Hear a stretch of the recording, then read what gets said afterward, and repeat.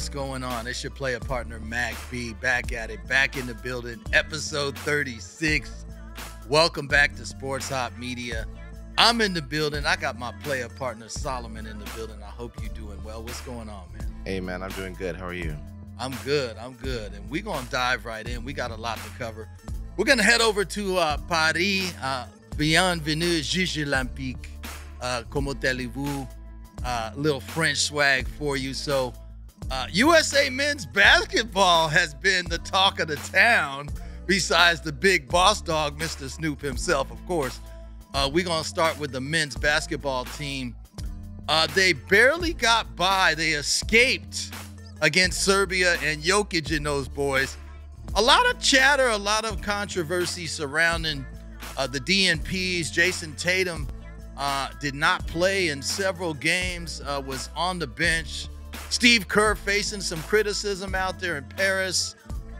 It's interesting because there was all this talk about how his Celtics teammate Derek White got the nod as opposed to Jaylen Brown. Derek White is definitely a great player, and he's been a key contributor on the floor at times during this journey to the gold medal game, which they're playing today against France, ironically enough, right? So I believe, honestly, that, this is a story. I think that Jayson Tatum was picked to be on the team for a reason. I think that he should be playing. He can play defensively. He can stretch the floor. He can attack the basket, and he can pull up and hit you from mid-range or even beyond the three-point line. So I don't know what the logic is behind this. I think Tatum actually is a hard matchup for the opposition because of his length. I think that he should be on the floor. I know that even though he may not say it publicly, when you go to the Olympics and this is his first time competing, you want to be out there. You want to be contributing. You want to be on the floor, scoring, defending, being part of the whole movement for gold, right? So in my opinion, I think Steve Kerr is making a big mistake with the rotation. I think the U.S. definitely, from a roster standpoint, has the best players in the world, but that's not dismissing the competition because the European players have definitely stepped their game up over the years. But when you got Kevin Durant, LeBron James, Steph Curry, you got so many great players on that team. Anthony Davis, Joel Embiid, who's been getting booed like no tomorrow, right? I think the USA men's team is going to win the gold medal, but it hasn't been an easy road. I hope that we see Tatum on the floor when they play versus France for the gold medal. But it's interesting to see Steve Kerr's decision-making, how he has not utilized Tatum. Tatum coming off a world championship for the Boston Celtics. I mean, the man has been on fire. He had a decent finals. I mean, he was in the running for MVP. It could have went either way, to be honest with you, between him and his teammate Jaylen Brown. But coming off of, that particular championship and that run, I just think he built up a lot of momentum. I think he's a great player. But I also believe that he should be on the floor. I don't know what it's behind Steve Kerr's logic of not playing him. I think he had said something about the matchups earlier in the week, but Jayson Tatum has enough experience and scoring ability and leadership where he should be out there. So what are your thoughts on this whole situation, Solomon? Because I think Tatum is getting the short end of the stick, and, he shouldn't be on the bench and have a DNP, not just for one game. We got multiple games where he didn't see the floor. Yeah, well, Tyrese Halliburton has the same issue. Exactly. And you got to think about it. These guys are all stars on their own teams, right? Yeah. But they're stars in different ways. You have absolute bona fide stars like Kevin Durant, LeBron James, and Anthony Davis to a certain degree, and Joel Embiid. Right. These are the guys that are like the standout guys, right? So now when you're Steve Kerr, he's not stupid, right? So he understands that he's got these star caliber players. But look at any basketball team. You're going to have the guys who start, the guys who star, and the guys who ride the bench. You take all the best players in the world and you put them together that same team, you're still going to have the same thing. The guys that start, the guys that star, the guys who ride the bench, right? And so if you think about Steve Kerr's style of coaching, okay, he is a multiplayer, move the ball kind of person, kind of coach, where everybody just sort of plays as a team. That's his ethic. Now look at some of the stars that you have. You have LeBron James, who is good at facilitating. You have Derek White. You talked about him. He's a great role player. These are guys that understand the element of team ball. So you go to a team like the Boston Celtics and you're looking at Jayson Tatum, and if you watch how he plays, he is the kind of guy who says, let me put the team on my shoulders. Let me do what I got to do to get my team over the hump. That's not necessarily team ball. Do you see what I mean? And so it makes it difficult for a coach under, the time limits that they have, the time constraints to put together a team for the Olympics, to be able to integrate him in that kind of way, because he's just not used to playing that way. It's sort of like how when Carmelo Anthony laughed about coming off the bench, or Allen Iverson, right? I mean, these guys are bona fide stars. Totally different playing style. Yeah, but the ability, well, and that's my point with Jayson Tatum. I mean, he's not a conventional, he's not like a drive to the basket guy or shoot the three guy. He's like, I will score however I have to score to get my team over the top. And so I think that presents some team integration issues for Steve Kerr, and I think that's why a lot of times he ends up riding the bench, because Kerr is going to put out the team that he feels works best together. So that may not be all of it, but I bet you that's a really big part of why he's riding the bench sometimes. I respect your position, but I got to let you know you're wrong, and I'm going to tell you why. Because Jayson Tatum hasn't been utilized enough on the floor to even prove worthy of being on the bench. Because when you don't give him a chance to get in the game and play, I mean, they've had leads as big as 20 points. And other teams have come back and made some runs against the U.S. men's team. Sometimes you got to mix it up and put somebody else out there and step up the intensity, particularly on the defensive end of the floor. But Jayson Tatum can stretch the floor. He can pull up and hit a mid-range shot. He can hit a three. He can go to the rim. He does know how to attack the basket, but he hasn't been given a chance to do that. Because when you got 0 minutes played, what are you actually doing to contribute or show the coach that you can be a piece of the whole operation? So he hasn't been given a fair chance. We all know this. That's the fact of the matter. Steve Kerr, as great of a coach as he is literally dropping the ball over there in Paris. He's not, giving Jayson Tatum the opportunities that Jayson Tatum has worked so hard to deserve. And I'm just letting you know, from my aspect, that's what I'm seeing. But a lot of people are seeing that. And when you piss off any man's mom, I don't care if he plays basketball or he throws out the garbage or he's a janitor. When you piss a man's mom off, you in some deep, you in trouble. So his mom has been very vocal about his lack of playing time. I can't be upset with her. And shout outs to Jayson Tatum for being a class act, but he hasn't been given a fair chance in my book, and that's kind of a question mark, a head scratcher regarding Steve Kerr's decisions with the rotation. Speaking of the rotation, shout out to LeBron James, right? Because every year we try to write him off. We say he's done, he's finished, 40 years of age. I mean, he's just still proven that he's top 5 in the world in terms of durability, leadership, being a facilitator. He's been big time for this USA men's basketball team. Without his play and his leadership on the floor and him distributing and even scoring, I don't think the men's team would be playing for the gold medal today if he wasn't stepping up his game and being consistent and doing what he does, LeBron-like things. So shout out to LeBron James for still holding it down. Anthony Davis has looked good at times. And Steph Curry woke up and had 36 points in that game versus Serbia. They were down by almost 20 points in the first half. And going into the fourth quarter, if I'm not mistaken, they were down like 11 or 12 points. So shout out to the men's team for doing what they do and making the comeback and representing the U.S. for that gold medal. What are your thoughts on the durability of LeBron and how he is still playing at a high level? And many Laker fans are scratching their heads right now because you see how the tandem of Anthony Davis and LeBron have been balling out in France, but we don't see that consistency necessarily all the time during the NBA 82 regular game season, or more importantly, even when they get into the playoffs. So it seems like a whole different element with the men's team than it does with their own Laker team. What are your thoughts on that? Well, there hasn't been a ton of playing time with LeBron and AD on the floor at the same time. A lot of times you see that tandem, that continuity. In spurts. that they share, on the Lakers, when they're with the, and they play well together with the Lakers. I don't know why anybody would have any complaints about that. I mean, Anthony Davis's issue has always been injuries. I mean, last year he played relatively injury-free, as did LeBron, and they both had good years. So I don't really understand where that complaint comes from, but they both look good. I've liked seeing Embiid on the floor because I think Embiid has, a little bit more capability to score around the rim, but to also shoot the three and to be just a presence there on the defensive end.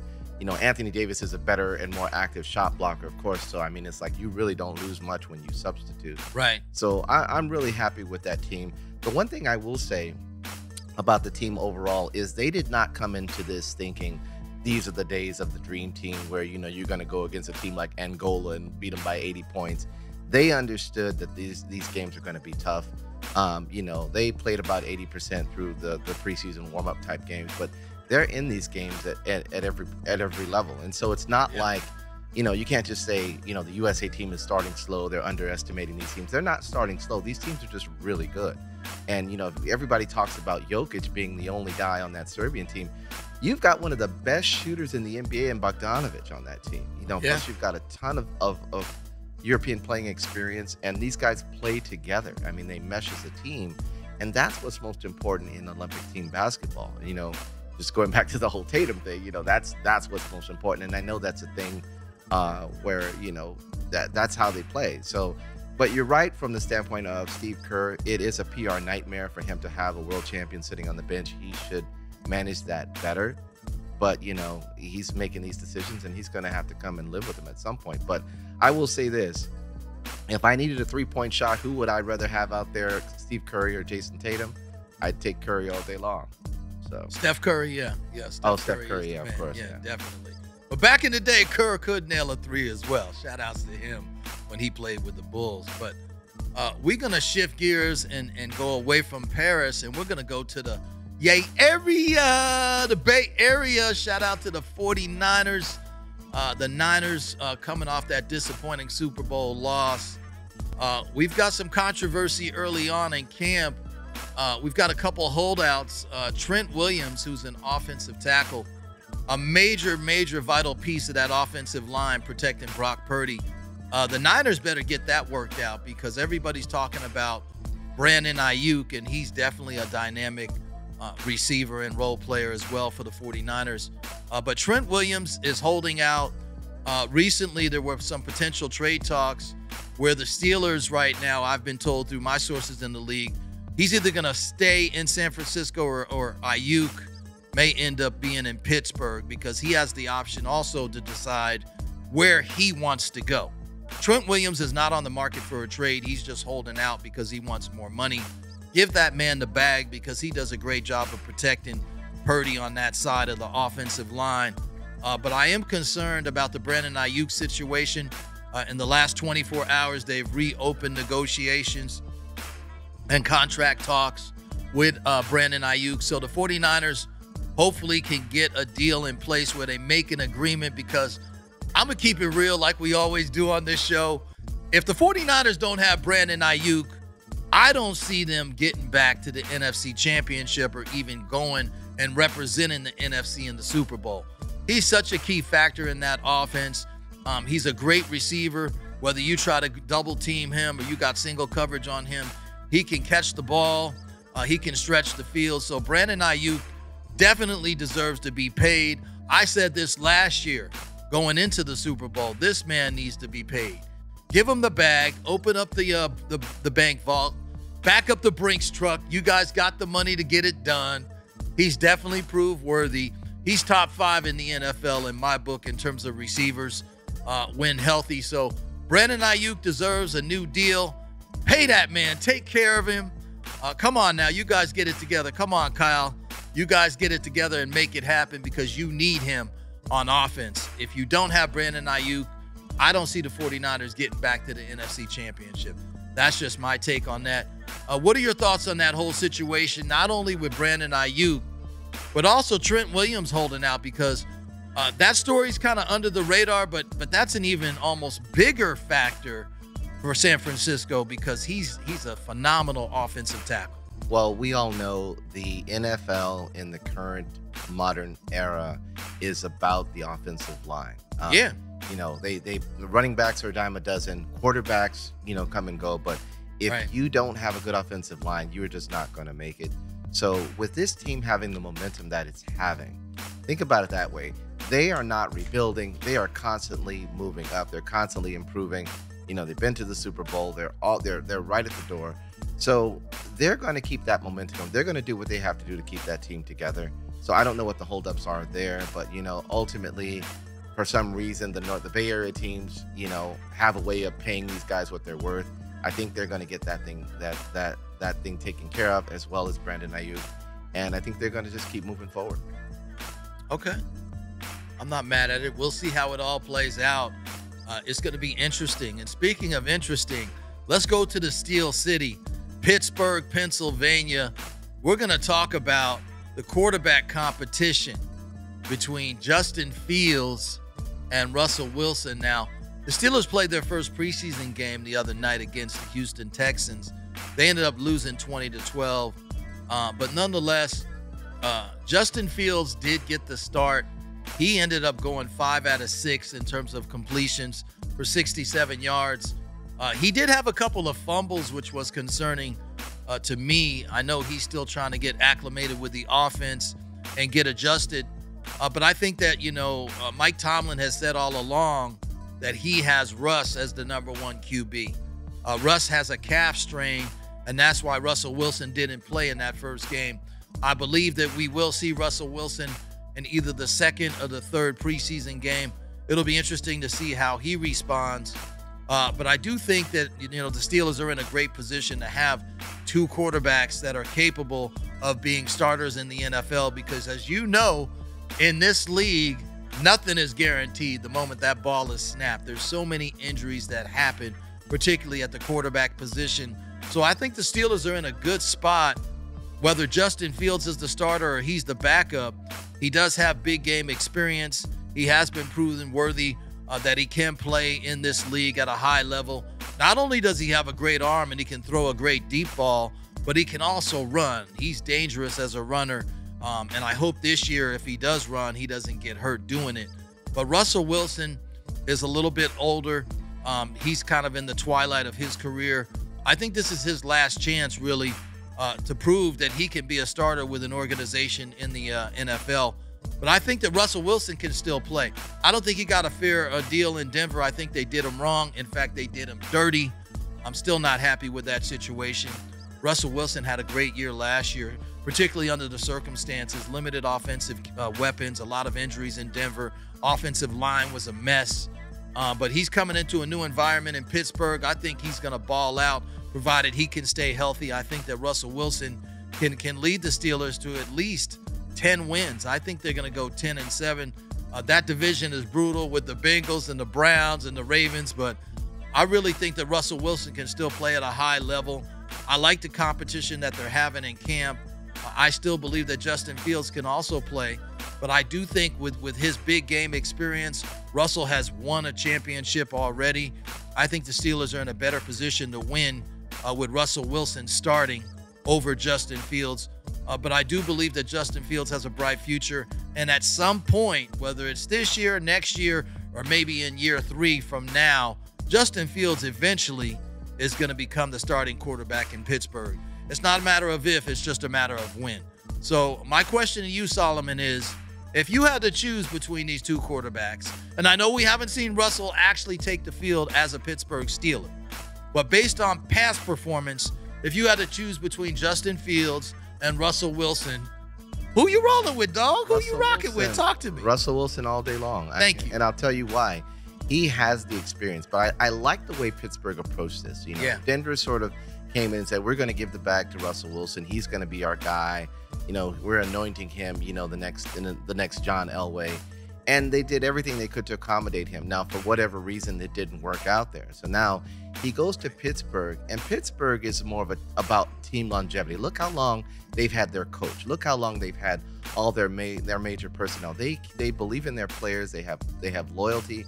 And so I look at it like their loyalty is to the team. So they bring him in with an understanding of, look, here's a guy who's had some success in the past, Right. but this is not about him. This is about the longevity of our team. So we're going to bring in another guy right underneath him with the understanding that, look, we're going to do what's best for the team. I don't care if your feelings get hurt. I don't care if you think we're trying to replace you. It doesn't really matter. It's about the team. And the other aspect is this. Justin Fields was in Chicago basically with no mentorship, right? They threw him in there. He made the best he could, and he showed promise. So now they're bringing him to an organization where he's going to play under an established, winning, proven quarterback. He's going to have, the support of the coaches there. And you're right. I think ultimately he will be the one to take over that team. But I would love to see him work under Russell Wilson for a year or two. I think Russell Wilson will have a good year because I just feel like Pittsburgh is just a better managed team. I think their offensive line is strong. I think he'll have a good year, but I think ultimately this is a very good career move for Justin Fields. Right.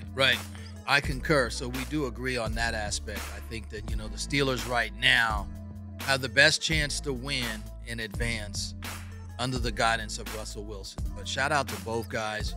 They're both great guys. Shout out to Justin Fields and Russell Wilson, playing at a high level. I still think he can play at a high level and make it happen.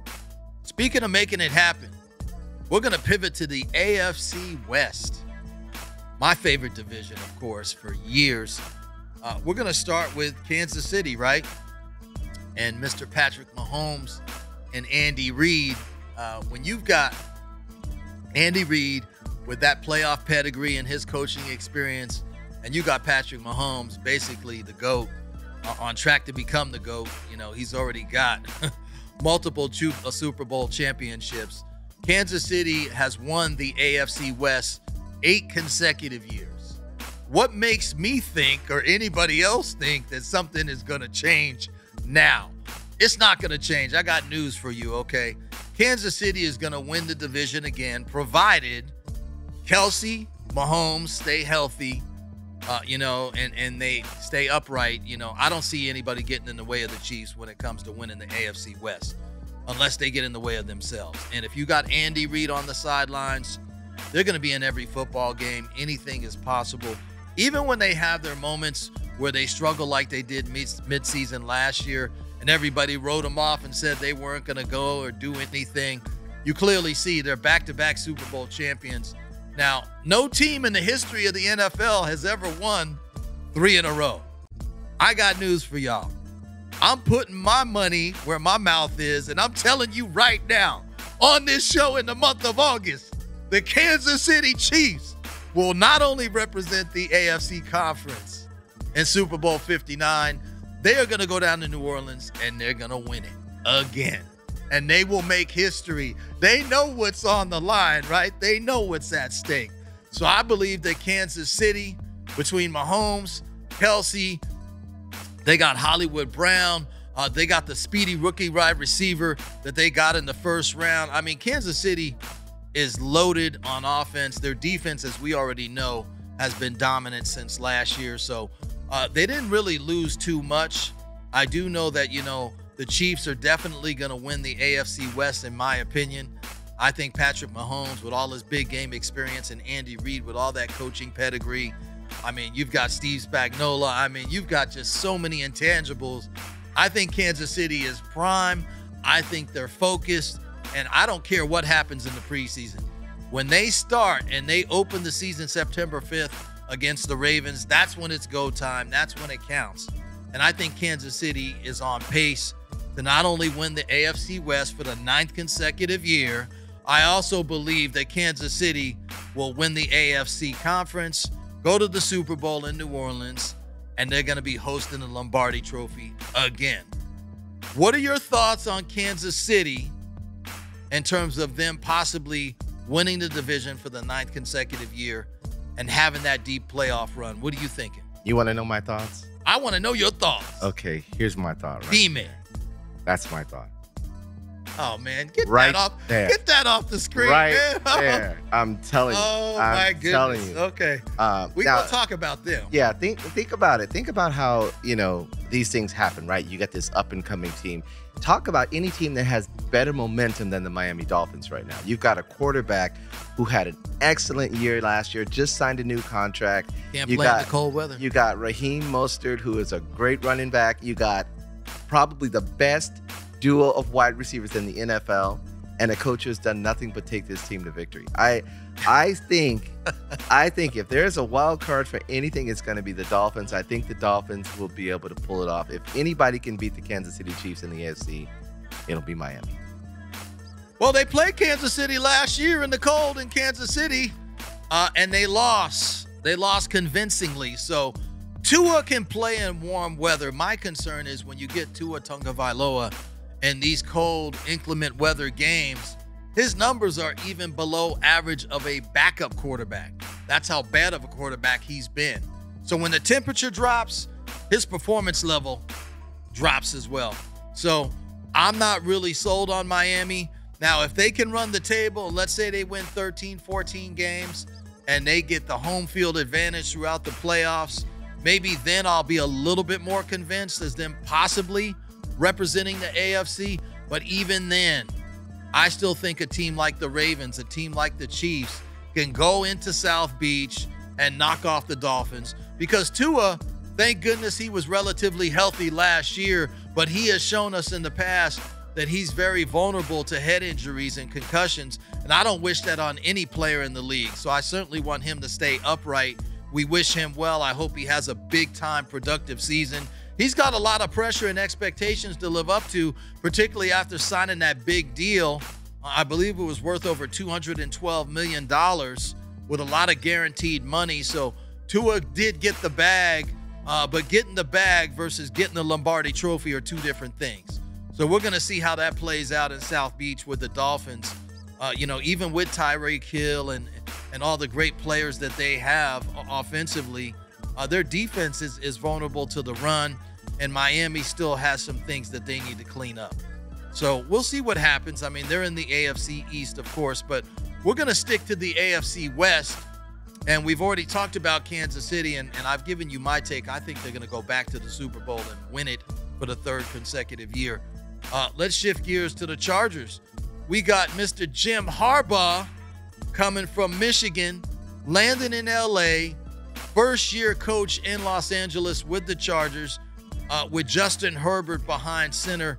I love Justin Herbert. I had the honor to work with him on a national campaign a few years back. Shout out to SoFi Bank, by the way. But yeah, nonetheless, he currently has a plantar fascia injury in his foot. I've had plantar fasciitis. It's no joke. And that's an injury that can linger. I don't know to what extent or to what level he has it at, but they've got him in a walking boot for at least a couple of weeks. He's definitely not going to touch the field in the preseason. I'm hoping that Herbert can get a clean bill of health, and we'll see him in week 1 under center for the Chargers. I do like Jim Harbaugh as a coach. He's proven everywhere he goes, whether it was Stanford in the collegiate ranks or when he was at Michigan and won a championship last year with them with the Wolverines. He's proven he can win on the NFL level. He previously coached the 49ers, and now he's in LA with the Chargers. The Chargers are that one team, Solomon, over the years where they're in every game, right? It's very rare that a Charger team would get blown out by any opposing team. So they're usually losing games and losing them at a high level, but they're usually within like 7 points or less. So the Chargers are a competitive team. They always put a competitive roster on the field. I think they're going to shift gears a little bit this year with Harbaugh in terms of what his mentality is. I think he's more of a run-first offensive kind of guy, even though he's a former QB. And he did play for the Chargers, interestingly enough, at one time in the past. But I think they're going to run the football. I think they're going to stack the line and run the ball. And if they have success on the ground, it'll open up play action for Herbert to stretch the field. Keenan Allen is gone. Williams is gone. They need to fill some holes at receiver. Don't be surprised if at some point before December, the Chargers may try to facilitate a trade and get another wide receiver up in there, but they need another speedster on the outside to complement the running game with Justin Herbert. So it'll be interesting to see what they do. They didn't have a great year Last year under Brandon Staley, I was not a fan of him. Thank goodness he is gone with the win. I think Harbaugh is a big-time improvement for the Chargers. I think they're going to basically finish, in my opinion, I think they're going to finish in second place. I think they're going to win about 8 or 9 games. I don't think they're going to make the playoffs, but I think they're going to go about 500 in Harbaugh's first year as a coach in Los Angeles, which isn't bad. I think that they'll constantly be building momentum, and I think within 3 years, they're going to be a very dangerous threat, not only to the Chiefs, but the entire AFC, particularly if you keep Justin Herbert healthy. What are your thoughts on Harbaugh coming in and this injury recently that happened to Herbert, and how concerned are you moving forward? Well, now people know we shoot this in LA. So, we saw when the Chargers came here, and my opinion of the Chargers is they're like the hobo team of the NFL. Yeah, nobody wants them in LA. Yeah, we know it's that. like, they started in my little stadium here in my hometown of Carson, right, and played there for a few years, and now they've become sort of second fiddle at SoFi Stadium, which was built by the Rams owner for the Rams. So that's a team to me that has always had an identity issue. I don't, you think about who they are, it's like nobody knows who they are. I just looked up their roster now. I recognize Justin Herbert, I recognize J.K. Dobbins, and not much else. And you've got a team that's just always sort of played in the middle of the field. I personally think, as of this moment, I think Justin Herbert's a little overrated because I don't think he's really played with star quality players to see what his capability is. He reminds me a little bit of Dan Marino, that he could develop into something like that, where Dan Marino never had great teams, but he was always a great quarterback. So, it remains to be seen for him. But I just don't think they're going to do well this year. I think they're going to finish below 500. There is going to be a phase in which Jim Harbaugh has to sort of get back used to coaching in the NFL. I mean, he's been coaching at the collegiate level where you tell the players do this and they do it. Now you're dealing with all these multimillionaires who'll be like, right, well, talk to my agent or whatever that is. So I think there's going to be a transition period, but I think ultimately this team really has to figure out who they are and who they represent. I mean, leaving your town and coming to a town where you've got other established teams, it's just really, really difficult. So, I think they're going to be below 500, unfortunately. Okay, we're going to stay in the AFC West, and I think in third place, the Raiders. We're going to Vegas. Shout out to Antonio Pierce and the Las Vegas Raiders. I'm so used to saying Oakland or LA. It still feels weird. It will always be Oakland. The Vegas Raiders. But I do like the hire of Pierce. He's a Compton guy, a no-nonsense guy. He grew up, around that whole Raider culture in that NWA era, right? Shout out to Cube and Dre and Ren and Easy. Rest in peace to him, by the way, to that whole movement back in the 80s. But nonetheless, Antonio Pierce is a no-nonsense kind of coach. I do like his defensive mindset, and I do believe that the players respect him. They want to play for him. So I think the Raiders got the right coach.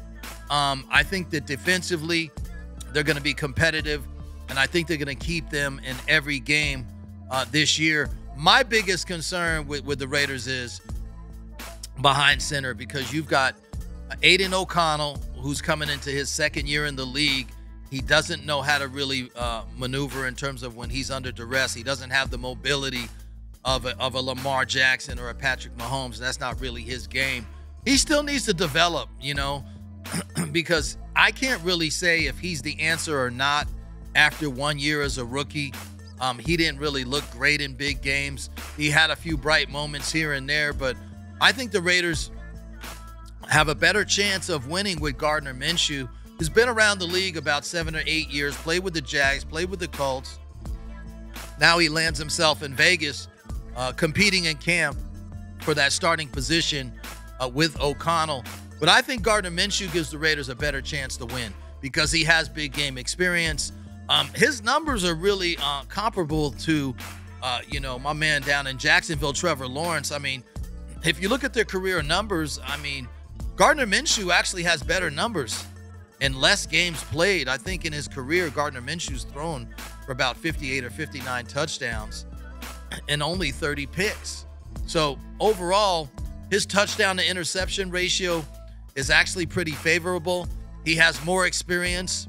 I think he has some leadership qualities, and he was never drafted. I believe he came out of East Carolina he was never really drafted with a high level of expectations when he came into the league. But I do like his scrappiness. He's not afraid to get his hands dirty on the field. I think he's a good leader, and I think he plays hard. So if I'm Antonio Pierce and I'm the Raiders, my go-to guy day one would be Gardner Minshew. I think he gives them the best chance to win.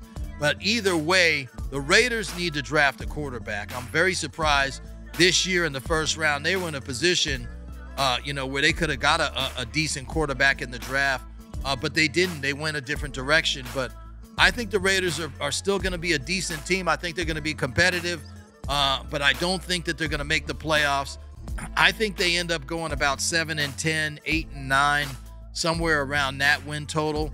I believe the over-under coming out of Vegas, I think, is 6.5 for the Raiders. So I think they're going to exceed the over-under total. I think they're going to win more than 6 games, but I don't think they're going to win more than 8 games. So I think it's going to be around 7-10 or 8-9.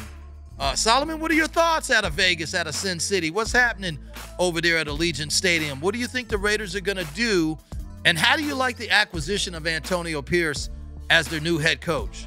Well, we haven't really seen too many examples. See, I call Antonio Pierce like a rah-rah guy. And that's the kind of team, the kind of guy where they're typically a former player. They epitomize the culture of that team. Yeah. Bring them in as a coach.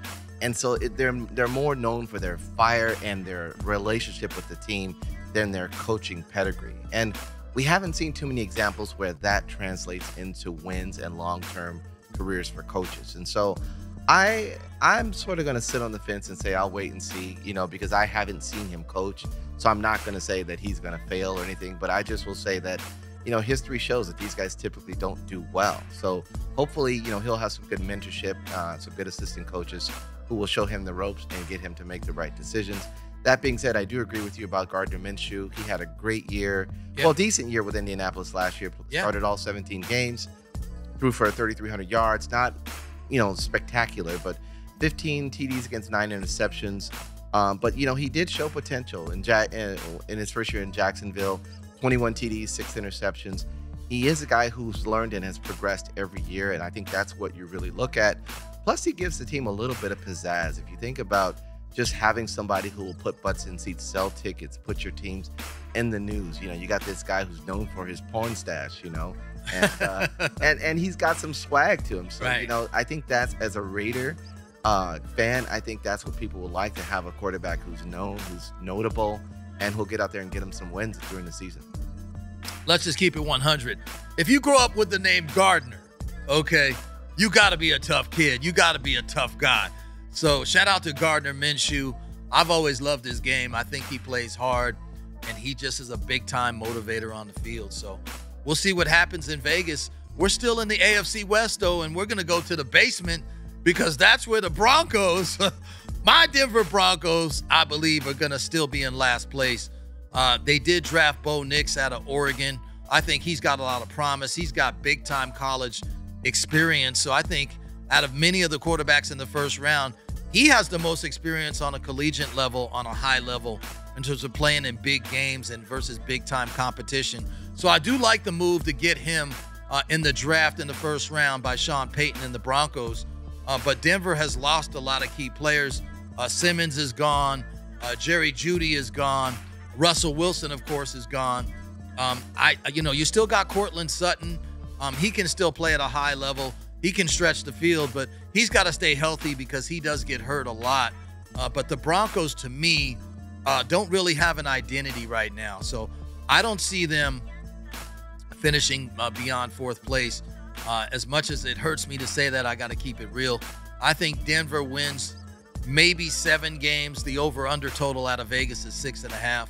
I think they win 7 games and go 7-10, which is not going to be good enough to get a wild card spot in the AFC. So I think Denver still is rebuilding. They've got a few years that they have to develop if they want to compete at a high level. Quarterback play, I can't really hold it against Bo Nix. He's going to be a rookie, but he's most likely going to be the starter coming out the gate. And there's going to be growing pains, as you know, in the National Football League.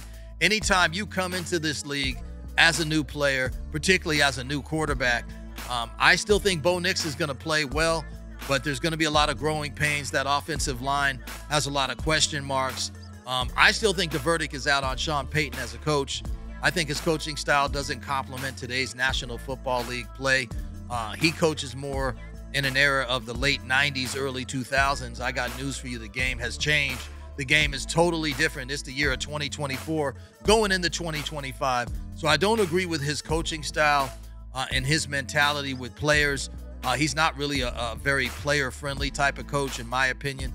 That was clearly exemplified last year with the disrespect that he lashed out, particularly on the sidelines with Russell Wilson. So I think the Broncos are in trouble. They're rebuilding. Sorry, Mile High Nation. It hurts to say it, but I got to keep it real. Denver is on the rebuild. I think that they're going to be in the basement, and they're going to finish in last place. What is your thoughts coming out of the Mile High City? Not only with Bo Nix, who's coming out of Oregon as a rookie quarterback, but losing all these key players. I mean, Simmons is gone. Jerry Jeudy is gone. Wilson is gone, amongst others. So what is your outlook for the Denver Broncos going into the 2024 season? Well, I agree with you. They are in a rebuild mode, but, last year I think they were in denial. I mean, you don't pay a top-level quarterback and call yourself in a rebuild. There'd be no point in bringing him in. So I think the rebuild starts this year with that team. And let's not forget, in terms of the quarterbacks, you've got Stidham on that team, Jarrett Stidham, and you've also got Zach Wilson. So Zach Wilson is by far the one with the most experience, I would think. Woohoo! Yeah. Zach Wilson! I know, yeah! right? I know, but yeah, I don't. That's the answer. I think it would be not a great idea to start Bo Nix, just because I feel like you need to go through that thing and letting these guys play behind someone with more experience. Even if you're in rebuild mode, I think that's still a necessity. So I agree with you. I don't feel like they're going to do great this year. I still like Sean Payton. I still like his, he's a little bit of a hands-off coach, lets assistant coaches sort of do a lot of the work. And I sort of like that style, but I think it's less about him right now, just more about the caliber of players that they have. So yeah, they've got a year to develop, I think. And if they win 6 games, I think I'd be surprised.